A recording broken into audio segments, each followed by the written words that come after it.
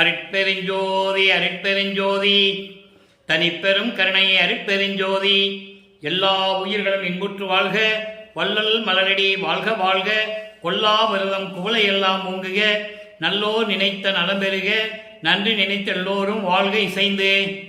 உலக மக்களே, அறிவார்ந்த அன்பர்களே, ஆண்மநேய ஒருமைப்பாடுடைய அன்பர்களே, அருட்பெருஞ்சோதி ஆண்டவருடைய திருவிளையாடலை பார்த்து கொண்டிருக்கிறோம். அருட்பெருஞ்சோதி ஆண்டவருடைய கடைசி திருவிளையாடல் இந்த பிரபஞ்சத்திலே கலியுகத்தினுடைய கடைசி காலகட்டத்தில் நடந்து கொண்டிருக்கிறது. 1823ஆம் ஆண்டு தொடங்கி 30/1/1874 ஆண்டுகள் வரை, அதாவது 51 ஆண்டுகள் வரை எப்படியெல்லாம் திருவிளையாடல் நடந்தது என்பதையும், பிரபஞ்சம் தோன்றிய காலத்திலிருந்தே சமயங்களும் மதங்களும் மார்க்கங்களும் தோன்றி எப்படியெல்லாம் செயல்பட்டு கொண்டிருந்தன என்பதையும், அதன் பிறகு சமயங்களும் மதங்களும் மார்க்கங்களும் மக்களுக்கு தேவையில்லை, 4 யுகங்களும் முடிந்து விட்டது, இந்த சமயங்களும் மதங்களும் மார்க்கங்களுடைய நெறிகள் மடிந்து விட்டன என்ற சூழ்நிலையில் சுத்த சன்மார்க்கத்தை உருவாக்கி அதை செயலாற்றுவதற்காக ஒரு மகனிடம் தன் மகனிடம் ஒப்படைப்பதற்காக தன்னுடைய மகனை, தன்னுடைய செல்வ பிள்ளையை ஒரு தாயின் வழியாக இந்த மண்ணுலகே வருவிக்க செய்தார் அருட்பெருஞ்சோதி ஆண்டவர். அந்த திருவிளையாடலிருந்து இப்போ நம்ம பார்த்துட்டு இருக்கோம். ஒவ்வொரு பாடலிலும் நமது குழந்தை இறைவன் வளர்ப்பமானவர்கள் வருவிக்க உற்று ஒரு தாயின் கருவையிலே இருக்கும்போது அருட்பெருஞ்சோதி ஆண்டவர் எப்படி திருவிளையாடல் செய்தார் என்பதையெல்லாம் பார்த்து விட்டோம். தாய் கருவறையிலே இருக்கும்போது இருட்டாக இருக்கிறதை என்று நினைக்கும் போது அருட்பெருஞ்சோதி ஆண்டவர் அங்கே வழிகாட்டுகிறார். பசியாக இருக்கிறதே, பசியோடு இருக்கிறேனே என்று அவதிப்படும் போது தன் மகனுக்கு அருளமுதத்தை கருவறையிலே ஊட்டுகிறார். அதன் பிறகு கருவறையை புழுக்கமாக இருக்கிறதே என்று சொல்லும் பொழுது அமுதக்காற்று, அருள் காற்று, தென்றல் காற்று வீசுகிறார். இதையெல்லாம் நாம் பார்த்தோம். அதன் பிறகு பின்னலூரிலே ராமலிங்கம் என்ற பெயர் வைத்து அவருக்கு காது குத்தியதையும் இறைவனுடைய திருவிளையாடல் என்பதையும் பார்த்தோம். அதன் பிறகு சிதம்பரத்திலே சிதம்பர ரகசியத்தை காட்டியது, தன்னுடைய உருவத்தை வெளியாக காட்டியது, வெட்ட வெளியாக காட்டியது, அந்த திருவிளையாடலையும் பார்த்து விட்டோம். அதன் பிறகு 1ஆம் ஆண்டிலிருந்து வருவிக்கற்ற 1ஆம் ஆண்டிலிருந்து 8 ஆண்டுகள் வரையிலும் தன் மகனுக்கு எந்த திருவிளையாடலும் அவர் செய்யவில்லை. அந்த நிலையில் நமது பிள்ளை பெருமான் அவர்கள் மனம் ஒரு நிலையில் இல்லாமல் அவதிப்பட்டுக் கொண்டிருக்கிறார். அதன் பிறகு 9வது ஆண்டிலே மறுபடியும் அருட்பெருஞ்சாண்டிலே திருவிளையாடல் தொடர்கிறது. 9வது ஆண்டிலே தன் மகனை ஆட்கொண்டு, மகனே நீ என்னால் வருவிக்க உற்றவன் என்ற செய்தியை மட்டும் கூறிவிட்டு மறைந்து விடுகிறார். அதன் பிறகு வருவிக்க உற்றவன் என்ற நிலை தெரிந்த பிறகு இவருடைய மனம் ஒரு நிலையில் இல்லாமல் இறைவனிடம் முறையீடு செய்கிறார். 9வது ஆண்டு தொடங்கி 12 ஆண்டுகள் வரையிலும், அதாவது வல்லற்பமானுக்கு வயது இல்லை, ஏற்கனவே இதற்கு நான் விளக்கம் கொடுத்திருக்கிறேன். வல்லற்பமானவர்கள் ஒவ்வொரு யுகத்திலும் இறந்தவர், ஒவ்வொரு யுகத்திலும் இருந்து கொண்டிருப்பவர், இறைநிலையை அடைந்தவர், இறைநிலையோடு இருந்து கொண்டிருப்பவர். இந்த நிலையில் இங்கே மண்ணுலைக்கு வருவிக்க உற்று மறைப்பு நிலையில் இருந்து கொண்டிருக்கிறார். அருட்பெருஞ்சோதி ஆண்டவருடைய திருவிளையாடல் தொடர்ந்து கொண்டிருக்கிறது. வருவிக்க உற்று 9வது ஆண்டிலிருந்து 12 ஆண்டுகள் வரையிலும் இந்த 3 ஆண்டுகளுக்குள் இடைப்பட்ட நிலையில் எப்படி இறைவனிடம் முறையீடு செய்கிறார். அதுதான் திருவருள் முறையீடு என்ற தலைப்பிலே 1ஆம் திருமுறையிலே 6வது பதிகத்திலே நமக்கு 232 பாடல்களை அருளியிருக்கிறார்கள் நமது இறைவன் வல்லற்பமானவர்கள் என்பதை இங்கே நான் பதிவு செய்ய கடமைப்பட்டிருக்கிறேன். இந்த 3 ஆண்டுகள் கழித்த பிறகு 12ஆம் ஆண்டு தொடங்கி 20 ஆண்டுகள் வரையிலும், அதாவது 32 ஆண்டுகள் வரையிலும் எப்படியெல்லாம் இறைவனுடைய திருவிளையாடல் நடந்தது, திருவொற்றியூரிலே என்ன நடந்தது, அதன் பிறகு 4ஆம் திருமுறை உருவாகும் போது எப்படியெல்லாம் திருவிளையாடல் நடந்தது என்பதை நாம் பார்த்து கொண்டிருக்கிறோம். ஒவ்வொரு பாடலின் மூலமாக பார்த்து கொண்டிருக்கிறோம். இப்போ திருவருள் முறையீடு 1ஆம் திருமுறை பதிகம் 6 பாடல் 20. பாடலை நல்லா கவனிங்க. இந்த நிலையில் இருக்கும்போது வள்ளற் பெருமானுக்கு வேறு எந்த நிலையும் தெரியாது, வருவிக்க உற்றவன் என்ற நிலை மட்டும் தெரிகிறது. சமயங்களிலும் மதங்களிலும் மார்க்கங்களில் ஈடுபட்டு கொண்டு அதன் நெறிகளை பின்பற்றி கொண்டு இருக்கிறார். அவர் இருக்கிறார் என்பதை விட அருட்பெருஞ்சோதி ஆண்டவர் இருக்க வைக்கிறார். ஏன்னா பின்னால் இதெல்லாம் பொய்ன்னு சொல்லணும். அப்போ இவர் திருநீறு பூசிக் கொண்டிருக்கிறார், உத்ராட்ச மாலையை சூடிக்கொண்டு போட்டுக் கொண்டிருக்கிறார், கடுக்கான் போட்டுக் கொண்டிருக்கிறார், எல்லா சமய மதங்களையும் மார்க்கங்களுடைய வழிபாடு முறைகளை செய்து கொண்டிருக்கிறார். இவருக்கு தெரியாமலேயே சரியை கிரியை யோகம் என்ற 12 நிலைகளை கடந்து கொண்டிருக்கிறார். அதன் பிறகுதான் அவருக்கு தெரியும். அப்போ இந்த நிலையில் இருக்கும்போது சரியை என்பது உருவ வழிபாடு, கிரியை என்பது அந்த உருவ வழிபாட்டுக்கு தேவையான வேதங்களை ஓதி நெருப்பு வளர்த்து, அதாவது என்ன சொல்லுவாங்க, நெருப்பு வளர்த்து வேதங்களை சொல்லி வழிபடுவது. இந்த சரியையும் கிரியையும் யோக நிலைகளையும் எல்லாம் கடந்து வந்தால்தான் ஞான சரிகளை அடைய முடியும். அங்குதான் சுத்த சன்மார்க்கம் தொடங்குகிறது. இப்போ திருவருள் முறையீடு, இந்த நிலையில் அவருக்கு எதுவுமே தெரியாது. வருவிக்க உற்றவன் என்ற நிலை மட்டும் நமது குழந்தை இறைவன் பிள்ளை பெருமான் அவர்களுக்கு தெரியும், மீது எதுவுமே தெரியாது. அப்போ சமயங்களோ மதங்களோ மார்க்கங்களோ சூழ்ந்திருந்த காலகட்டங்களில் இவர் எப்படி இறைவனை உருவகப்படுத்தி சொல்லுகிறார், எந்த நிலையில் இருந்து கொண்டிருக்கிறார் என்பதை இப்ப நம்ம பார்க்க போறோம். சாதகர்களுக்கோர் தான் அருள்வேன் எனில், சாதகத்திற்கோர் அருள்வேன் எனில் தாண்டிடுமோ பாதகனுக்கு, முன் அருள் ஈந்தது எப்பான்மை கொண்டதோ, தீது அகத்தேன் எளியேன் ஆயினும் உன் திருவடியாம் போதகத்தே நினைக்கின்றேன், கருணை புரிந்து அருளே. இந்த மண்ணிலே உன்னால் வருவிக்க உற்று நீ ஆட்கொண்டாய், அதை தெரிவித்து விட்டு என்னை ஆட்கொண்டு சென்று விட்டாய். அதன் பிறகு என்னிடம் வந்து நீ எந்த அருளையும் கொடுக்கவில்லை என்ற நிலையில் வல்லப்பமானவர்கள் இறைவன் தன் தந்தையிடம் சொல்லுகிறார். நல்ல கவனிங்க, சாதகத்தோருக்கு தான் அருள்வேன் நிலையில் தாண்டிடுமோ பாதகனுக்கு. சாதகம் செய்கின்றவர்கள், தவம் இருக்கின்றவர்கள். இங்கே தவம் என்பது சமயங்களையும் மதங்களையும் மார்க்கங்களையும் சார்ந்த ஒரு நிலை. சுத்த சன்மார்க்கத்துக்கு தவம்லாம் கிடையாது. கண்ணை மூடிக்கிட்டு உட்கார்ந்து இருக்கிறது, மணிக்கணக்கில் உட்கார்ந்து இருக்கிறது, நேரம் தெரியாமல் உட்கார்ந்து இருக்கிறது, அதெல்லாம் சுத்த சன்மார்க்கத்தில் கிடையாது. சாதகர்கள் அவர் சமயங்களிலும் மதங்களிலும் மார்க்கங்களிலும் இருந்த காலகட்டங்களில் சொல்லுகிறார். சாதகம் செய்கின்றவர்கள், தவம் செய்கின்றவர்களுக்கு தான் நான் அருள் கொடுப்பேன் என்றால் இந்த பாதகனுக்கு தாழ்ந்திடுமோ, தாமதமாகுமான்னு கேட்கிறார். ஏன்னா இவர் அந்த நிலையில் இருக்கும்போது, அந்த மனநிலையில் இருக்கும்போது இறைவனிடம் கூறுகிறார், நான் சாதகர்களுக்கு தான் கொடுப்பேன், தவம் இருக்கிறவங்க தான் வரம் கொடுப்பேன்னா அப்ப நான் யாரு? தாழ்ந்திடுமா இப்பாதகனுக்கு, எனக்கு தாமதமாகுமா? இப்படி இருந்தால் முன் அருள் ஈந்தது எப்பான்மை கொண்டதோ, இதற்கு முன்னால் எனக்கு அருளை எல்லாம் கொடுத்தையே பல யுகங்களிலே, அதெல்லாம் எந்த தன்மையில் இருக்கிறது? அப்பனா அதுக்கு அதனுடைய தன்மை என்ன? எனக்கு மட்டும் ஏன் இந்த மண்ணுளிகளை வருவிக்க விட்டு அருளை கொடுக்கலன்னு கேட்கிறார். எவ்வளவு அற்புதம் பாருங்க. இப்படியெல்லாம் திருவிளையாடல் நடந்ததை வல்லப்பமானவர்கள் வருவிக்க விட்டு 202 ஆண்டுகள் ஆகிவிட்டது. அருட்பெருஞ்சோதி ஆண்டவருடைய அருளையை திருவிளையாடலை யார் சொன்னது? வல்லப்பமனை பற்றி யார் பேசியது? யாருமே இல்லை. பொதுப்படையாக பேசினார்கள், அது இல்லைன்னு சொல்ல முடியாது. அப்போ இவர் கேட்கிறாரு, எப்பான்மை கொண்டதோ, எனக்கு ஏன் அருளை கொடுக்கல? அப்போ அந்த சென்ற யுகங்கள்ல எனக்கு அருள் கொடுத்தையே, அதெல்லாம் எப்படி? அதெல்லாம் அவருக்கு தெரியும். ஆட்கொண்ட பொண்ணு அது தெரியும் அவருக்கு. அப்போ தீது அகத்தேன், தீயவகையிலேயே மனசில் நினைச்சிட்டு இருக்க இந்த எளியன் நான் இருந்தாலும் கூட உன் திருவடியை தான் என் உள்ளத்தில் நினைத்துக் கொண்டிருக்கிறேன்.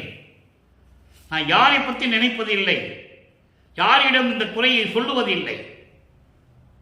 உன்னிடம்தான் குறையை சொல்லுவேன், உன்னிடம்தான் முறையீடு செய்வேன், கருணை புரிந்து அருளை என்று சொல்லுகிறார். இது முறையீடு. இது எப்ப நடக்குது? வருவிக்க உற்று 9வது ஆண்டிலிருந்து 12 ஆண்டுகளுக்குள் நடக்குது. இதுக்கு விளக்கம் இருக்குது திருவற்பாவில். எப்படி நீங்க 9வது ஆண்டு 12 ஆண்டு சொல்லலாம் நீங்க கேட்கலாம். அதுக்கு பின்னால் இருக்கு, விளக்கம் இருக்கு, பாடல்ல இருக்கு. 12 ஆண்டு தொடங்கி இற்றைய பகல் வரை என்று சொல்லுவார். அப்ப அந்த 9வது ஆண்டிலிருந்து 12 ஆண்டுகளுக்கு நடந்தது திருவருள் முறையீடு. 12வது ஆண்டிலிருந்து தொடக்கத்திலிருந்து 12வது ஆண்டு என்பது வருவிக்க உற்று 12வது ஆண்டு தொடக்கத்திலிருந்து திருவொற்றியூர் செல்கிறார்.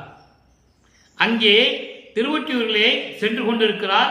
அதன் பிறகு 20 ஆண்டுகள் வரைக்கும், 32 ஆண்டுகள் வரைக்கும் 4வது 8 4 32 51 ஆண்டுகளை 8 8ஆக பிரிக்கிறார் அருட்பெருஞ்சோதி ஆண்டவர். அப்ப 4வது 8 வரைக்கும் இவருக்கு சுத்த சன்மார்க்கம் தெரியாது. சுத்த சன்மார்க்கத்தை இவருக்கு கொடுக்கல.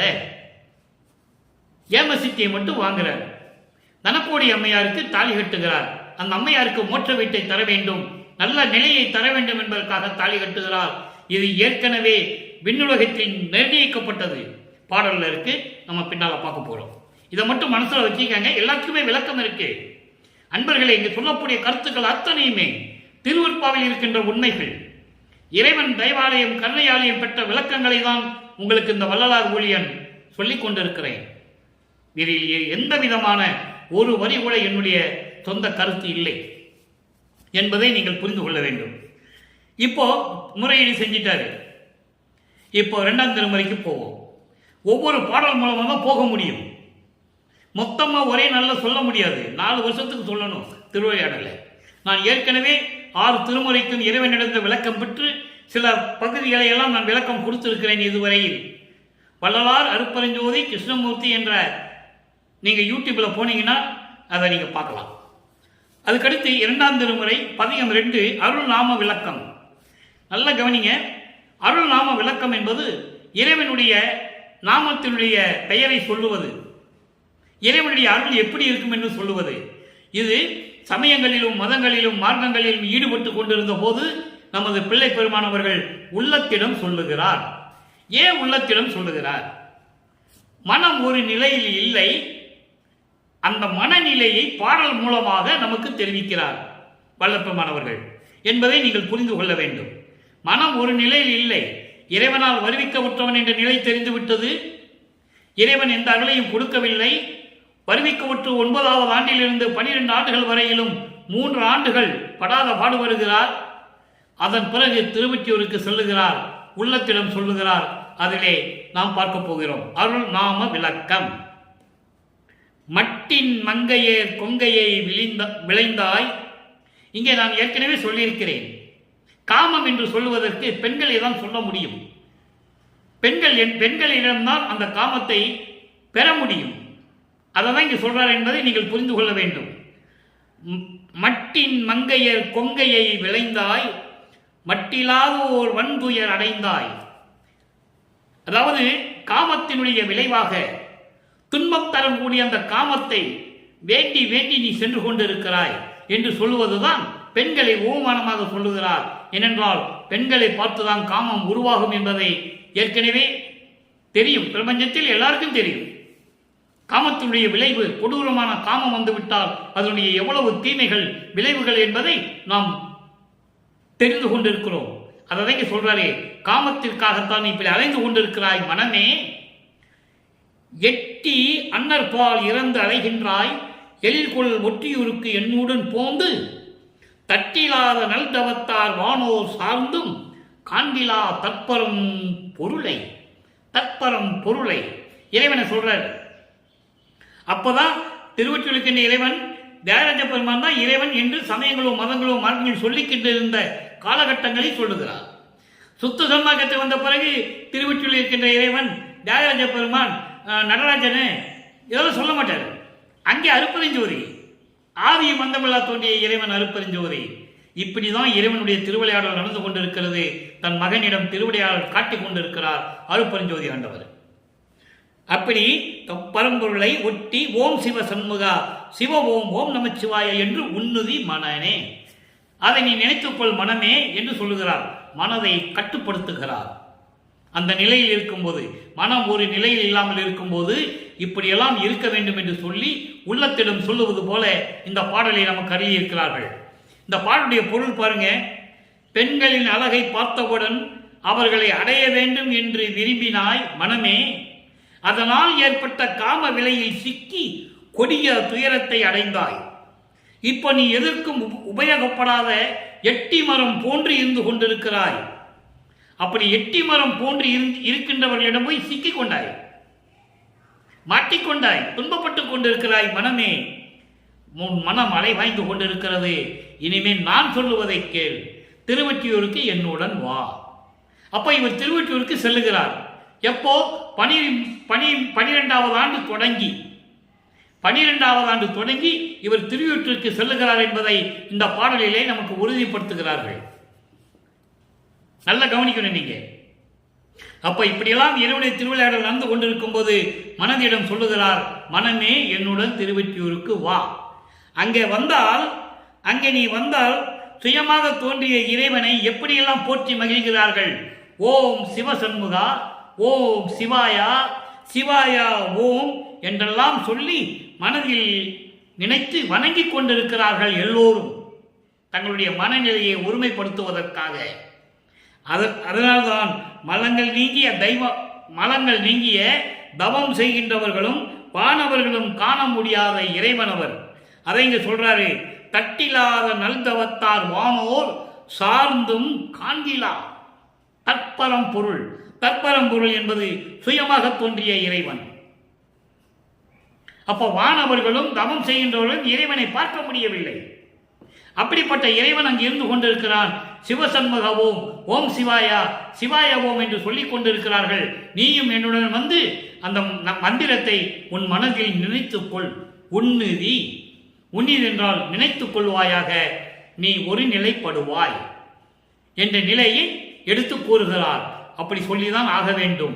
ஏனால் காலத்தின் கட்டாயம். இறைவன் அங்கே இருக்க சொல்லுகிறார். சமயங்களிலும் மதங்களிலும் மார்க்கங்களிலும் ஈடுபட்டு கொண்டு வழிமுறைகளை பின்பற்றி கொண்டிருக்கிறார் என்பது உண்மை. அடுத்து 3ஆம் திருமுறைக்கு வரும்.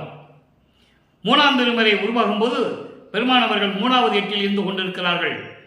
அதாவது 17வது ஆண்டு தொடங்கி 24 ஆண்டுகளுக்குள் 8 வருடங்கள் இரங்கல் மாலை உருவாகிறது. 3ஆம் திருமுறை உருவாகிறது.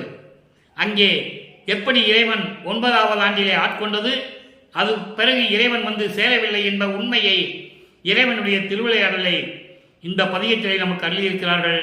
அதை பார்த்து கொண்டிருக்கிறோம். தலைவி வருந்துவது. இரங்கல் மாலை என்பது தலைவி வருந்தி சொல்லுவது. அதாவது தன்னை தலைவியாகவும் இறைவனை தலைவனாகவும் வர்ணனை செய்து, உள்ளத்தை தோழியாக வர்ணனை செய்து இந்த பாடலை நமக்கு அள்ளியிருக்கிறார்கள். இரங்கல் மாலை. நல்லா பாருங்க. மின்னோடு ஒக்கும் வேணியினால் இறைவனை உருவகப்படுத்துகிறார். அருப்பெருஞ்சோதி ஆண்டவரை உருவகப்படுத்த முடியாது, அருப்பெருஞ்சோதி என்றுதான் சொல்ல வேண்டும். சமயங்களிலும் மதங்களிலும் மார்க்கங்களிலும் எல்லாமே இந்த பிரபஞ்சம் தோன்றிய காலத்திலிருந்தே 4 யுகங்களிலும், கிரேத யுகம், திரேத யுகம், துவார யுகம், கலியுகம், இந்த 4 யுகங்களிலுமே சைவ சமயத்தை சேர்ந்தவர்கள் ஈஸ்வரனை, அதாவது சிவபெருமானை எப்படியெல்லாம் உருவகப்படுத்தினார்கள், வைஷ்ணவ சமயத்தை சேர்ந்தவர்கள் திருமாலை எப்படியெல்லாம் உருவகப்படுத்தினார்கள், எப்படியெல்லாம் அழைத்தார்கள், பல பெயர்கள்.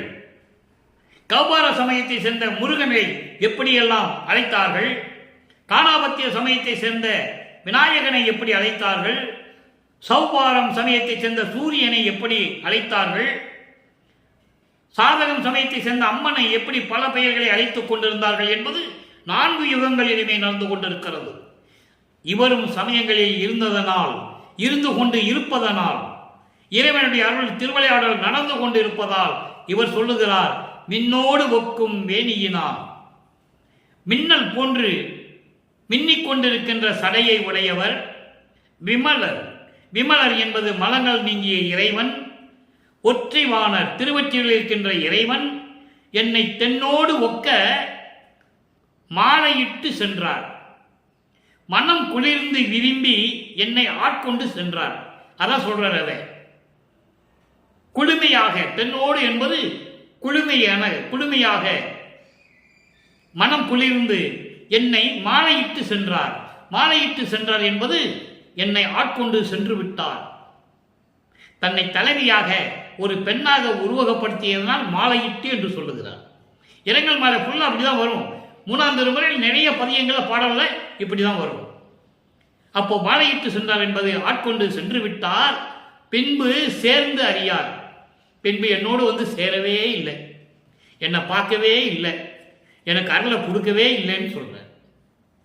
அதுக்கப்புறம் சொல்றார் பாருங்க, என்னோடு ஒத்த பெண்கள் எல்லாம், என்னை போன்ற பெண்கள் எல்லாம் தன்னை பெண்ணாக உருவப்படுத்தியதனால் அங்கே பெண்கள், மற்ற பெண்கள் என்று சொல்லுகிறார். மற்ற மக்கள் என்று நாம் சொல்ல வேண்டும். மக்கள் எல்லாம் என்னை பார்த்து கிண்டல் செய்கிறார்கள், கேலி செய்கிறார்கள். ஏசி நகைக்க இடர் உழந்தேன். நான் திருவொற்றியூருக்கு போய் நின்றுட்டு நான் இப்படியெல்லாம் வேண்டிக்கிட்டு இருக்கேன். என்னை பார்த்து எல்லாருமே என்ன சொல்றாங்க? கேலி பண்றாங்க, கிண்டல் பண்றாங்க. அதனால நான் எவ்வளவு துன்பம் அடைந்தேன் தெரியுமா?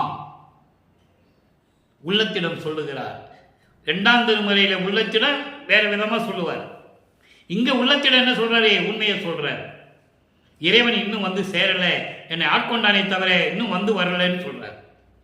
தென்னோடு ஒத்த கண்ணாய் கொன்னோடு, கொன்னோடு என்பது வேல் போன்று கூறிய விழி உடைய என் தோழியே, என் பெண்ணே, என் குறையை யாருக்கு உரைப்பேன்?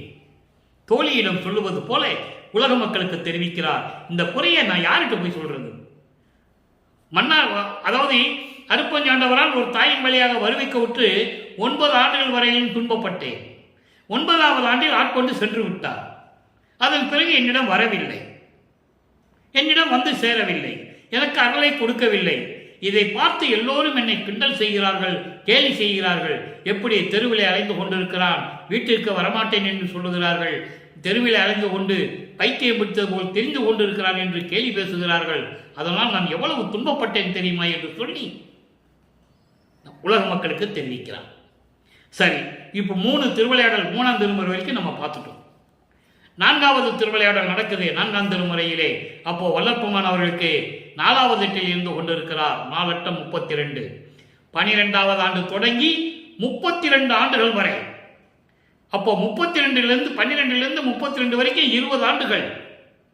அந்த 20 ஆண்டுகளில் எப்படியெல்லாம் திருவிளையாடல் நடந்தது, இறைவனுடைய திருவிளையாடல் நடந்தது என்பதை பாடல் மூலம் உலக மக்களுக்கு தெரிவிக்கிறார். நல்ல கவனிங்க. பதிகம் 5 பத்தி மாலை 10வது பாடல். இன்னைக்கு பத்தி மாலையினுடைய கடைசி பாடல். நாளைக்கு வேற பதிகத்தில் வரும். அபராத மன்னிப்பு மாலை என்ற பதிகத்திலே தொடங்கும். இந்த வித்தியாசம் உங்களுக்கு, இந்த வேற்றுமைகள், இந்த வித்தியாசங்கள் உங்களுக்கு தெரியணும்னா நீங்க தினமும் இந்த பதிகத்தை பார்க்கணும், இந்த பதிவை பார்க்கணும். அப்பதான் இறைவனுடைய திருவிளையாடல் உங்களுக்கு புரியும். எந்த பதிகத்தில் எப்படி சொல்லியிருக்கிறாரு, எப்படியெல்லாம் சொல்லியிருக்கிறார் உங்களுக்கு புரியும். பத்தி மாலை 10வது பாடல், பதிகம் 5, 4ஆம் திருமுறை. அம்மான், அம்மான் என்றால் இறைவன். நின் அருள் சக்தி அருமை ஒன்றும் அறியே. உன்னுடைய அருள் சக்தியினுடைய அருமையையும் பெருமையையும் எனக்கு எதுவுமே தெரியாது. ஏன்னா நான் சமயங்களிலும் மதங்களிலும் மார்க்கங்களில் இருந்தேன். நீயும் வந்து எந்த அருளையும் கொடுக்கல. அப்போ உன்னுடைய அருளையும் பெருமையும் எனக்கு தெரியாது. அன்று இரவில், அதன் பிறகு ஒரு நாள் இரவில். நல்லா கவனிக்கணும். திருவிளையாடல் எப்படி நடக்குது, இறைவன் எப்படி வராரு, மக்களுக்கு சொல்லணும்ல. அன்று இரவில் மறுத்த பிள்ளை அத்தனையும் பொறுத்து, நான் சிறு வயதில் சமயங்களிலும் மதங்களிலும் மார்க்கங்களிலும் இருந்தபோது தெரியாமல் செய்த தவறுகள். ஏன்னா பல முரண்பாடுகள் இருக்கின்றன சமயங்களிலும் மதங்களிலும் மார்க்கங்களிலும். நான் அது செய்தது சரியா தவறான்னு கூட தெரியாது. அப்படி அறியாது தெரியாது சிறு வயதிலே நாம் செய்த பிழைகள் அத்தனையும் மன்னித்து வெம்மாயையை அகற்றி, வெம்மாயை, துரோதை, மகா மாமாயை, அசுத்த மாமாயை, இப்படி நிறைய மாயைகள்லாம் இருக்கு. இந்த மாயைகள் எப்படி வந்தது? சமயங்களிலும் மதங்களிலும் மார்க்கங்களில் இருந்தால் தான் வரும். சுத்த சன்மார்க்கத்தில் இருந்தால் மாயை வராது. அதன் விளக்க நம்ம பின்னால் பார்க்க போறோம்.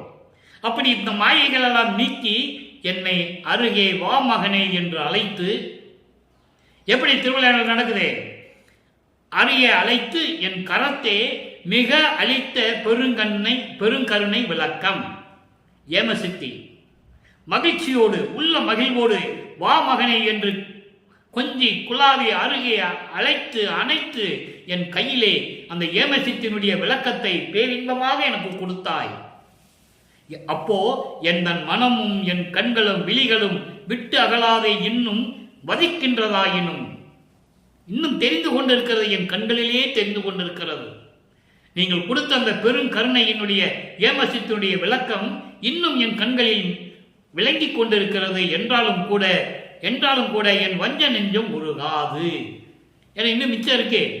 ஏமசித்தியை வாங்கிட்டாரு, நீ சாகா கல்வி இருக்கு, தத்துவங்களை ஜெயிக்கணும், அதுக்கப்புறம் கடவுள் நிலைக்கு போகணும், இன்னும் நிறைய வேலைகள் இருக்கு. அப்போ என் மனசு இன்னும் சந்தோஷப்படலை. இப்படி இருக்கும்போது எம்மாயை நெஞ்சும் இதற்கு உருகல் அரிதளவே. மும்மலம் கொண்ட நெஞ்சு இருக்கிறதே, அது எப்படி உருகும்? இதெல்லாம் ஒரு அதிசயமா, வியப்பு தானே, அது எப்படி உருகும்? இனித்த நடமுறிந்து மன்றில் தனித்த சிவக்கொழுந்தே, அம்பலத்திலே அருநடனம் செய்து கொண்டு இருக்கின்ற என்னுடைய இறைவனே சிவக்கொழுந்தை என்று சொல்லி இந்த பாடலிலே நமக்கு அருளி இருக்கிறார்கள். இறைவன் எப்படி திருவிளையாடல் செய்தார். நல்லா புரிஞ்சுக்கிட்டீங்களே? இது வரைக்கும் 3ஆம் திருமுறை வரைக்கும் இந்த நிகழ்வுகள்லாம் நடக்காது. 4ஆம் திருமுறை ஆரம்பித்த முறைனா தான் இந்த நிகழ்வுகள்லாம் நடக்கும். நம்ம படிப்படியாக பார்க்க போகிறோம். ரொம்ப அற்புதமாக இருக்கும். அருப்பஞ்சாண்டிய திருவிளையாடலை யார் சொன்னது? அவருடைய மகன் தான் வல்லரப்பமான் யார் சொன்னது?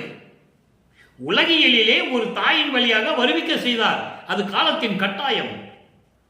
ஏனென்றால் சமயங்களிலும் மதங்களிலும் மார்க்கங்களிலும் தன் மகனை இருக்க வைக்க வேண்டும். அதன் பிறகு அதே மகனுடைய திருவாயால் இது பொய் என்று சொல்ல வைக்க வேண்டும். இந்த நிகழ்வு நடந்து கொண்டிருக்கிறது. இந்த விளக்கங்கள் எல்லாமே திருவருட்பாவில் இருக்கிறது. யாரும் மறுக்க முடியாது. அப்புறம் பதிகம் 6ஆம் திருமுறைக்கு வரும். இப்ப 4ஆம் திருமுறை முடிஞ்சது. 5ஆம் திருமுறை என்பது நான் ஏற்கனவே சொல்லியிருக்கிறேன். அங்கே எந்த திருவிளையாடலும் கிடையாது. பாடுவார். பத தலைவர்களை பற்றியும் தத்துவத்தினுடைய தலைவர்களை பற்றியும் பாடுவார். உதாரணமாக முருகனையோ விநாயகனையோ மற்றவர்களையோ திருமாலையோ யாரை பற்றி அம்மனை பற்றியோ பாடியிருக்காரு. நம்ம இல்லைன்னு சொல்ல முடியாது. அது 5ஆம் திருமுறை. அங்கே திருவிளையாடல் எதுவும் கிடையாது. இறைவனுடைய திருவிளையாடல் எதுவும் கிடையாது. பாடுகிறார், உண்மை. 6ஆம் திருமுறைக்கு வருவோம். பதிகம் 8 மாயை. பதிகம் 6 முதல்ல பார்ப்போம். அப்போ பதிகம் 8. பதிகம் 6 இல்ல, பதிகம் 8. பதிகம் 8 மாயை வலிக்க அழுங்கள். 6வது பாடல். முறையீடு 6வது பதிகம் நாளைக்கு வரும். இன்னைக்கு பதிகம் 8 மாயை வலிக்க அழுங்கள் 6வது பாடல். தூங்குகின்றதே சுகம் என அறிந்தேன். சமயங்களிலும் மதங்களிலும் மார்க்கங்கள் இருக்கும்போது தூங்குறது தான் சுகம் என்று எனக்கு தெரிந்து கொண்டேன். அது பிறகு எனக்கு தெரியாது. சுத்த சமாஜத்தை தூக்கத்தை குறைக்கணும்னு சொல்லுவார். அந்த விளக்கங்களாக இருக்கு, நிறைய இருக்கு, நம்ம பார்க்க போறோம். அப்போ தூங்குறது தான் சுகம் என்று நான் தெரிந்து கொண்டேன். சோறதே பெரும் பேறு என்று உணர்ந்தேன். சாப்பிடுறது தான் பெரிய பாக்கியம் என்று நான் நினைத்தேன். அடுத்து ஏங்குகின்றதே தொழில் என பிடித்தேன். எப்ப பார்த்தாலும் ஏங்கிக் கொண்டே இருக்கிறது. ஏங்கினதுன்னா ஏக்கம். இது இல்லையே அது இல்லையே ஒரு ஏக்கம். சோறு இல்லையே, உணவு இல்லையே, உடுக்க உடை இல்லையே, இருக்க இடம் இல்லையே, எந்த இன்பம் இல்லையே என்று ஏங்குவது. அதுதான் தொழிலாகவே வைத்துக் கொண்டிருந்தேன். உன்னை பத்தி நான் எங்க நினைச்சேன்? தெளிவா சொல்றாரு. அதுக்கப்புறம் இறங்குகின்றவர்களே எனினும் அவர் பால் வாங்குகின்றதே பொருள் என வலித்தேன். அதாவது கொடுக்கின்றவர்கள் கொடுத்து கொண்டிருப்பார்கள். அவர்களிடம் போய் வாங்கிதான் ஆக வேண்டும் என்ற ஒரு தொழிலாகவே நினைத்துக் கொண்டிருந்தேன். அதுதான் எனது கடமை என்று நினைத்துக் கொண்டிருந்தேன். யாராவது ஏதாவது கொடுத்தாங்கன்னா எப்படியாவது போய் வாங்கிடணும். அது வேண்டாம் என்ற ஒரு எண்ணம் எனக்கு வரவில்லை. எப்படியாவது அதை வாங்கி அனுபவிக்க வேண்டும் என்றதை தொழிலை, அதாவது அதையே கடமையாக நினைத்துக் கொண்டிருந்தேன். யாராவது கொடுத்தாங்கன்னா உடனே போய் வாங்கிக்கணும். அவர் உள்ளத்தில் இருக்கிறதை சொல்லுகிறார், வேற ஒன்றும் இல்லை. இவர் எங்கேயும் போய் வாங்கல, உள்ளத்தில் இருக்கிறதை உலக மக்களுக்கு, அதாவது மாயையை சொல்லுகிறார். அப்படி மாயை என்னிடம் சுற்றி கொண்டு இருந்தது என்று சொல்லுகிறார். மாயை வலிக்க அழுங்கள். தன்னை மாயை சுற்றி கொண்டு இருப்பதை வருந்தி சொல்லுவது. நல்லா புரிஞ்சுக்கணும். நீங்க இப்படியெல்லாம் உள்ளங்கள் இருக்கும், மனங்கள் மனசுல இருக்கும். யாராவது கொடுத்தாங்கன்னா நம்ம போய் ஏதாவது வாங்குவோமே, என்ன கொடுக்குறாங்கன்னு தெரியல, வாங்குவோமே. அப்போ வாங்குறதே கடமையாக நினைத்து கொண்டிருந்தேன் என்று சொல்லுகிறார். அதை நீங்கள் புரிந்து கொள்ள வேண்டும். அதுக்கப்புறம் வஞ்ச நெஞ்சனால் பஞ்சன பறந்தேன். இந்த வஞ்சக மனத்தினால் பஞ்சு போன்று திரிந்து கொண்டிருந்தேன். பஞ்சு போன்று திரிந்து கொண்டிருந்தேன் என்று சொல்லுகிறார். ஓங்குகின்றதற்கு என் செய்ய கடவேன் உடையவா என்னை உவந்து கொண்டு அருளே. நான் இப்படியெல்லாம் இருந்து கொண்டிருக்கிறேன். நான் மேன்மை அடைவதற்கு, உன் அருளை பெறுவதற்கு நான் என்ன செய்ய வேண்டும்? என்னால் என்ன செய்ய முடியும்? நான் என்ன செய்ய வேண்டும்? உடையவனே இறைவா என்னை மகிழ்ந்து கொண்டு ஏற்றுக்கொண்டு அருளே என்று சொல்லுகிறார். அடுத்த பதிகம் 9 முறையீடு. சுத்த சன்மார்க்கத்துக்குள்ள வராரு. 4 திருமுறை வரைக்கும் 32 ஆண்டுகளுக்குள் முடிந்து விட்டது. 33வது ஆண்டு தொடங்குகிறது. அப்ப 41 ஆண்டுகள் வரைக்கும், 8 ஆண்டுகள் வரைக்கும் என்ன நடக்கிறது அதுதான் இப்போ நம்ம பார்த்துட்டு இருக்கோம். அதை நீங்கள் நல்ல மனசில் வச்சுக்கணும். இப்போ முறையீடு செய்கிறார் இறைவனிடம். அங்கே திருவொற்றியூரில் இருக்கின்ற இறைவன் என்று சொல்லுவார், பல நிலைகளிலே உருவகப்படுத்துவார். இங்கே அருட்பெருஞ்சோதி ஆண்டவரை என்ன சொல்லுகிறார், எப்படி முறையீடு செய்கிறார். 10வது பாடல். வரை அபர மார்க்கமோடு பரமார்க்கம் அறியே. நான் சமயங்களிலும் மதங்களிலும் மார்க்கங்களில் இருந்த வரைக்கும் இதெல்லாம் எனக்கு தெரியாது. அதாவது சாத்திர ஞானம், சாத்திர ஞானம். பரமார்க்கம் என்பது ஒரு சாத்திர ஞானம், பரமார்க்கம் என்பது அது மெஞ்ஞான மார்க்கம். அப்போ இந்த நிலைகள் எல்லாம் எனக்கு தெரியாது. மரண பயம் தவிர்த்திடும் சன்மார்க்கம் அதை அறியேன் சொல்லிட்டாரா. மரணத்தை தவிர்க்கக்கூடிய சுத்த சன்மார்க்கத்தை எனக்கு தெரியாது. சுத்த சன்மார்க்கத்துக்கு வந்தால் மரணம் இல்லை, பிறப்பு இல்லை, இறப்பு இல்லை, இறைவனுடைய திருவடி தான். அதனால தான் எல்லாத்துக்கும் நீ வாங்கன்னு கூப்பிடுற. வாங்க சன்மார்க்கத்துக்கு வாங்கன்னு வளர்ப்பமா நம்மளை கூப்பிடுற. அது பாடலில் இருக்கு, நம்ம பார்க்க போறோம். மரண பயம் நீக்குவதற்கு சுத்த சன்மார்க்கத்தை எனக்கு தெரியாது. திரையொருதன் கடல் அறியேன். மாயைகளை விளக்கக்கூடிய, கடல் போன்று இருக்கின்ற மாயைகளை விளக்கக்கூடிய அந்த நிலை அறியேன். அந்த நிலையை கடந்து, அந்த நிலையை கடந்து தெல்லமுதம் உணவு அறியேன். தெல்லமுதம் உணர்வு என்பது சுத்த சன்மார்க்க அருளை பெறுவது. சுத்த சன்மார்க்க அருளை பெறுவது அதை தெல்லமுது உணவு. அதை பெறுவதற்கான வழியும் எனக்கு தெரியவில்லை. சினம் அடக்க அறியேன். கோபத்தை அடக்க முடியவில்லை என்னால். இப்படியெல்லாம் எந்த திருவிளையாடலையும் கிடையாதுங்க. எத்தனையோ புராணங்களிலும் காவியங்களிலும் எவ்வளவோ திருவிளையாடல்களை சொன்னார்கள். அருட்பெருஞ்சாண்டவர் திருவிளையாடலை யார் சொன்னது? யாரும் சொல்லல. அதை பற்றி பேசலையே யாரும். மேடையில் பேசுறவங்க கூட பேசல, பொதுப்படையா பேசிட்டு போயிட்டாங்க, அவ்வளவுதான். ஆனா இதெல்லாம் யாரும் பேசல. இதெல்லாம் திருவருட்பாவில் இருக்கு. அப்போ அந்த நிலையை இருக்கும்போது எப்படி வல்லப்பவன் அவர்கள் இதை உலக மக்களுக்கு தெரிவிக்கிறார் என்பதை நீங்கள் புரிந்து கொள்ள வேண்டும். சினம் அடக்க அறியேன். ஏன்னா சமயங்களில் மதங்களில் மார்க்கங்களில் எந்த சினத்தை அடக்க முடியாது.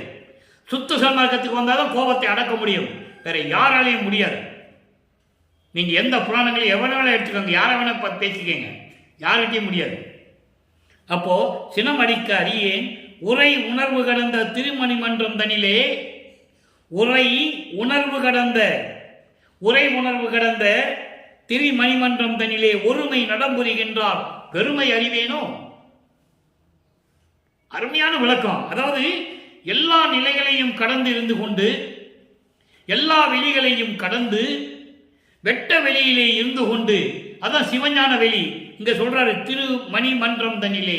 திருமணிமன்றம் என்பது சிவஞான வெளி. அப்படி இருக்கின்ற இறைவன் நீ பேரின்ப நிலையில் ஒருமை நிலை.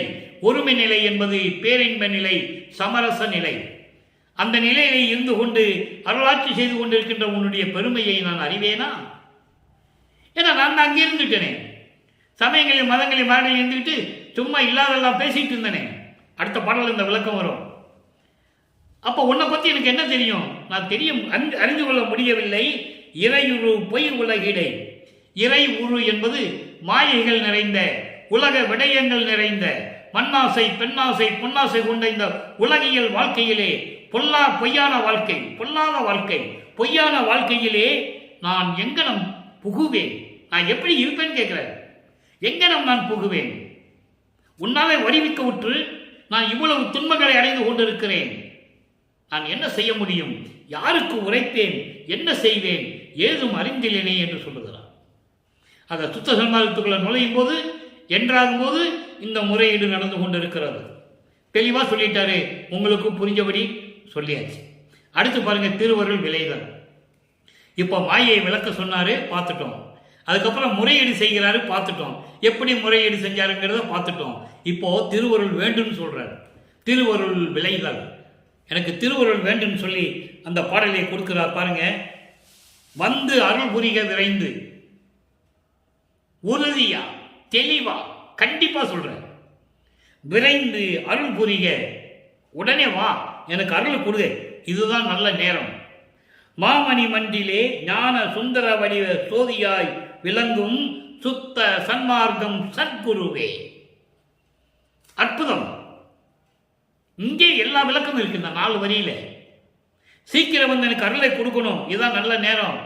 சத்திய ஞான சபையில் இருந்துக்கிட்டு ஜோதி வடிவாய் அழகாக இருக்குல்ல, அழகாக இருக்கின்ற இறைவனே, சுந்தரம் என்றால் அழகு, வடிவ ஜோதியாய் அருப்பெருஞ்சோதியாய் அழகாக அருப்பெருஞ்சோதியாய் சத்திய ஞான சபையிலே இருந்து கொண்டிருக்கின்ற சுத்த சன்மார்க்க சத்குருவே, சுத்த சன்மார்க்க இறைவனே, தெளிவா சொல்லிட்டாரு. அதுக்கடுத்து பாருங்க, தந்து அருள் புரிக வரம், எல்லா வரத்தையும் கொடுத்து நீ அருள் செய்ய வேண்டும். எல்லாம் வல்ல தனி அரிஜோதியை என் சிந்தையில் புனர்ப்பித்து. யார் சொல்ல முடியும் என்றீங்க? யாராலையும் சொல்ல முடியாது. வல்லப்பெருமான் ஒருவர்கள் தான் இதை சொல்ல முடியும். அந்த விளக்கம் வேண்டுமென்றால் இறைவனுடைய தயவையும் கருணையும் பெற வேண்டும். அவரால் தான் இந்த விளக்கம் சொல்ல முடியும் என்பதை இந்த வள்ளலார் ஊழியர் சொல்லுவதில் பெருமைப்படுகிறேன். சிந்தனையில் புனர்ப்பித்து என்னோடும் கலந்து செய்வித்து அருள்க செய்வகையே. இப்படி சத்தியஞான சபையிலே அருப்பெருஞ்சோதியை அழகாக விளங்கிக் கொண்டிருக்கின்ற சுத்த சன்மார்க்க இறைவனே, சுத்த சன்மார்க்கம் இறைவனே, அப்படிப்பட்ட இறைவனே, நீ வந்து தந்த அருள்கள் எல்லாவற்றையும் எல்லாரையும் கொடுத்து எல்லா வல்லும் தனி அருள் பெருஞ்சோதியை எனது அறிவினிலே கலந்து புணர்த்தி, புணர்த்தி என்பதால் கலந்து, என்னோடும் கலந்து, அறிவினில் மட்டுமல்ல என்னோடும் கலந்து எல்லா அருள்களையும் கொடுத்து இது எப்படி செய்ய வேண்டும் என்ற விளக்கத்தையும் நீ எனக்கு கொடுக்க வேண்டும். செய்வித்து அருள்க செய்வகையே, எப்படி செய்யணும்னு நீ சொல்லணும். என்னோட கலந்துரு, என்னோட வந்துருன்னு கேட்கிறாரு. அதனால்தான் அருட்பெருஞ்சோதி ஆண்டவருடைய திருவிளையாடல் முடியும் போது மகனோட கலக்கிறாரு. அது நம்ம இன்னும் சொல்றதுக்கு நாட்கள் இருக்கிறது. சும்மா வந்து அவர் மகனோட 2.5 கலந்துருல சித்தி வளாகத்தில், அதாவது அவருடைய திருவிளையாடல் முடிய போற நேரம் அது நம்ம பின்னால பார்க்க போறோம். இப்போ வந்து என்ன சொல்றாரு? அருட்பெருஞ்சோதியை என் அறிவினில் புகுத்தி என்னோடு கலந்து எல்லாரையும் கொடுத்து அதை எப்படி செய்ய வேண்டும் என்ற விளக்கத்தையும் நீ கொடுக்க வேண்டும் என்று சொல்லுகிறார். இது வந்து திருவருள் விலைகளை பார்த்துட்டோம். இப்ப எப்படி அருளை கொடுக்கணும், எப்படி அருளை பெறணும் எல்லாம் சொல்லிட்டு இருக்கிறார். ஓகேவா? அடுத்து தனித்திருளங்கள் 110வது பதிகம். தனித்திருளங்கள்ல என்னென்ன நடந்தது சொல்லணும்ல. இங்கே இப்போ முறையீடு செஞ்சது, மாயையை விளக்க சொன்னது, திருவருளை எப்படி கொடுக்கணும்னு சொன்னது, என்னோட கலந்து அருட்பெருஞ்சோதியை கொடுத்து நீ என்னோட கலந்து கொண்டு எல்லாரையும் கொடுத்து எப்படி செய்யணும் என்ற விளக்கத்தையும் எனக்கு கொடுக்கணும்னு சொன்னது பார்த்துட்டோம். இப்ப தனித்திரு அலங்கள்ல 158வது பாடல் பாருங்க. இறைவனுடைய நிலையை எப்படி சொல்றாரு, இறைவனிலிருந்து எப்படி அருளை பெற்றுக்கொண்டான்னு சொல்றாரு. சாதியும், அதாவது ஆதியும் நடுவும் அந்தமும் இல்லா அருட்பெருஞ்சோதி என் உள்ளத்தே. ஆதியும் நடுவும் அந்தமில்லா தோன்றியவன் அருட்பெருஞ்சோதி, சுயமாக தோன்றிய இறைவன், சுத்த சன்மார்க்கத்தின் தலைவன். அப்ப யாருக்கு சுத்த சன்மார்க்கம் தெரியாது? அந்த சுத்த சன்மார்க்கம் இவர்கிட்ட தான் இருக்கு, அருட்பெருஞ்ச ஆண்டவர்கிட்ட.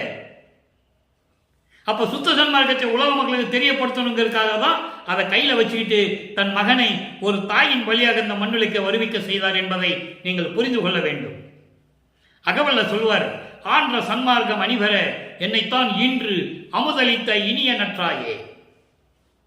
அகத்தை கருத்து புறத்தை வெளுத்திருந்த உலக அனைவரையும் சகத்தை திருத்தி சன்மார்க்கத்தை அடைவித்திட இகத்தே அவரும் பரத்தை பெற்று மகிழ்ந்திடுவதற்கென்றே என்னை உகத்தே இறைவன் வருவிக்க உற்றேன். இதை விட யாரும் சொல்ல முடியாது. இதை கூட சொல்றதுக்கு மக்களிடம் சொல்றதுக்கு ஆள் இல்லை. இதை கூட மக்கள்கிட்ட சொல்றதுக்கு ஆள் இல்லை. சும்மா பறந்தாரு, வந்தாரு, போனாரு, ரூமுக்குள்ள போனாரு, கதவை சாத்தினாரு, மறைஞ்சிட்டாரு, இப்படிதானே சொன்னாங்க. இறைவனுடைய திருவிளையாடலை யார் சொன்னது? யாருமே சொல்லல, ஒரு ஆளு கூட சொல்லல என்பதை என்னால் உறுதியாக சொல்ல முடியும்.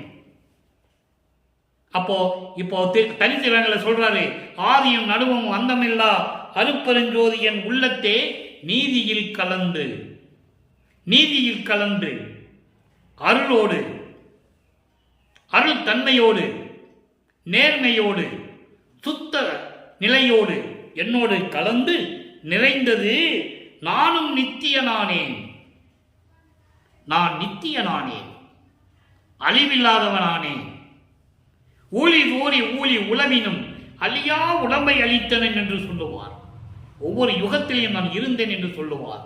ஊழி தோறும் ஊழி உயிர் தலைத்து ஓங்கினன் என்று சொல்லுவார். மக்களிடம் யார் சொன்னது? யார் சொல்லல? ஒரு ஆள் கூட இதுவரைக்கும் சொல்லலை என்பதை என்னால் உறுதியாக சொல்ல முடியும். யாராவது சொல்லியிருந்தாங்கன்னா நீங்க என்கிட்ட சொல்லுங்க, நான் ஏத்துக்கிறேன். இந்த மாதிரி இவர் சொல்லியிருக்காரு, உங்களுக்கு தெரியல அப்படின்னு என்கிட்ட சொல்லுங்க, நான் மனதார ஏற்றுக்கொள்ளுகிறேன். ஆக இப்படி நிலையை நித்திய நானேன், அழிவில்லாதவன் ஆகிவிட்டேன். அழிவில்லாதவன் யார்? இறைவன். ஜீவ சமாதி அடைஞ்சிருக்கலாம், ஐம்பூதங்களோட கலந்திருக்கலாம், அது வேற விஷயம். எல்லாமே பிரபஞ்சத்தில் அதான் நடந்தது. இறைவனோட யாரும் கலக்கல, இறைவனுடைய பூரண அருளை யாரும் பெறவில்லை. ஞானம் பெற்றார்கள், அதுதான் உண்மை. மெஞ்ஞானம் யாரும் பெறவில்லை என்பதை திருவருட்பாவில் கண்ட உண்மை. அப்ப நித்திய நானே உலகீர்.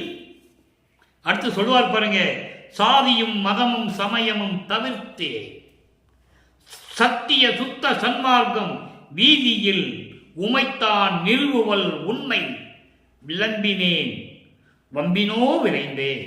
உலக மக்கள் சொல்றாரு, உலகீர் சாதியும் மதங்களையும் சமயங்களையும் மார்க்கங்களையும் எல்லாம் தவிர்த்து சத்திய சுத்த சன்மார்க்க நெறியிலே உங்களைத்தான் சேர்ப்பது, அதற்காக தான் வருவிக்க உற்றேன். உண்மை விளம்பினேன், சத்தியம் சொன்னேன். சத்தியம் சொன்னேன், வம்பினோ விரைந்தே, வாருங்கள் விரைந்து என்று சொல்லுகிறார். இதை விட யாருக்கு சொல்ல முடியும்? ஏனென்றால் உலக மக்கள் அறியாமையில் இருந்து கொண்டிருக்கிறார்கள். காரணம், பிரபஞ்சம் தோன்றிய காலத்திலிருந்தே இருந்து விட்டார்கள். வழி வழியாக பரம்பரையாக வழி வழியாக சொல்லி சொல்லி மக்களை மழுங்க செய்து விட்டார்கள். அறியாமையில் இருந்து கொண்டிருக்கிறார்கள். அதற்கு தான் இறைவனே சத்தியம் செய்கிறார். எந்த புராணத்திலையும் இறைவன் சத்தியம் செஞ்சதெல்லாம் கிடையாது. ஆக இறைவன் வளர்ப்பமான் சத்தியம் செய்கிறார். உலக மக்களே, உங்களை சாதிகளிலும் மதங்களிலும் மார்க்கங்களிலிருந்து நீக்கி சத்திய சுத்த சன்மார்க்கத்தில் சேர்ப்பதற்காகத்தான் நான் வருவிக்க உற்றேன். இது சத்தியம், சத்தியம் சொன்னேன், வாருங்கள் விரைந்து என்று கூறுகிறார். அடுத்து மெய்யொருள் வியப்பு பதிகம் 112 78வது பாடல். நல்லா கவனிங்க. நான் ஏற்கனவே சொன்னேன், 9வது ஆண்டிலிருந்து 12 ஆண்டு வரைக்கும் 3 ஆண்டுகள் நடந்தது திருவருள் முறையீடு. 12வது ஆண்டு தொடங்கி, அதாவது வல்லப்பவனுக்கு வயசு இல்லை, வருவிக்க உற்று 12வது ஆண்டு தொடங்கி, வருவிக்க உற்று 12வது ஆண்டு தொடங்கி இற்றைய பகல் வரைன்னு சொல்லுவார். அப்படின்னா 32 ஆண்டுகள் வரைக்கும். அப்ப அந்த 20 ஆண்டுகள் எப்படி நடந்தது இங்க சொல்றாரு பாருங்க.